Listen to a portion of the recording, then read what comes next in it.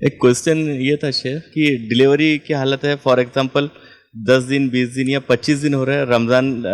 Start ہونے سے پہلے، تو وہ حالت میں ہے تو ڈلیوری یعنی فار ایگزامپل ایک 20 دن ہو رہا ہے رمضان اسٹارٹ اور وہ فریش ہو چکی ہے، جی تو کیا وہ ولادت کے بعد میں 20 دن 25 دن تو وہ روزہ فریش ہونے کے بعد رکھ سکتی ہے یا نہیں رکھ سکتی، یا نماز پڑھ سکتی نہیں؟ جی کیونکہ نماز بھی نہیں پڑھنے دیتے 40 ڈیز کا جو تو ٹائم پیریڈ بتائے، تو یہ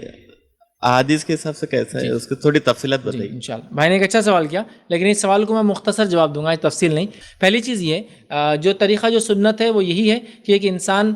مطلب ایک خاتون جس کو اولاد پیدا ہوئی ہے، اولاد پیدا ہونے کے بعد جب تک اس کو خون آتا رہے گا تب تک وہ رکی رہیں گی نماز اور روزے سے، یاد رکھی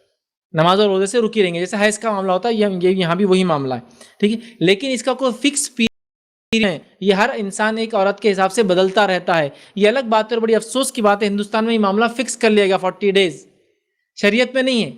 جو مسئلہ ہے وہ یہ 40 ڈیز تک خون مانا جائے گا نفاس کا، جس کو پوسٹ پارٹم بلیڈنگ بولتے ہیں، 40 ڈیز تک، 40 ڈیز کے بعد کنٹینیو ہوگا تو اس کو بیماری مانا جائے گا۔ لیکن کسی کا 40 سے پہلے 20 days 10 days 15 days XYZ days مطلب 37 ڈیز 35 ڈیز جب بھی ختم ہوں گا وہ تب غسل لیں گی، اور تب سے اس پہ روزہ بھی ہے اور نماز بھی ہے۔ روزہ اگر صحت کی وجہ سے نہ رکھ سکے تو ٹھیک ہے چھوڑ دے، سمجھ رہے، صحت کی وجہ سے ان دا سینس کہ بچے کی ولادت کے بعد اس کی رضاعت ہے، دودھ پلانا وغیرہ ہے، صحت ساتھ نہیں دے رہی تو بیماری میں کاؤنٹ ہوگی، چھوڑ دے۔ لیکن اس کو یہ تو کنٹینیو کرنا پڑے گا نماز کا معاملہ۔ یہ 40 ڈیز کا جو سسٹم بنا لیا گیا ہے ہمارے پاس ہند پاک میں، انڈیا پاکستان میں، یہ غیر شرعی، بالکل غلط ہے۔ 40 ڈیز تو ڈیڈ اینڈ لمٹ ہے،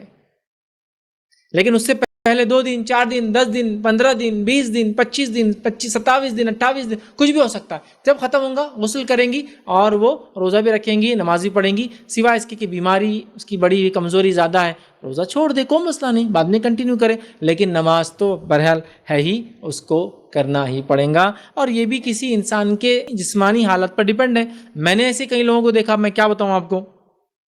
راستوں پر عورتوں کو دیکھا پیگننٹ ہے، سمجھ میں آتا ہے حالت دیکھ کر، اور راستوں پر مزدوروں جیسا کام کرتے ہیں۔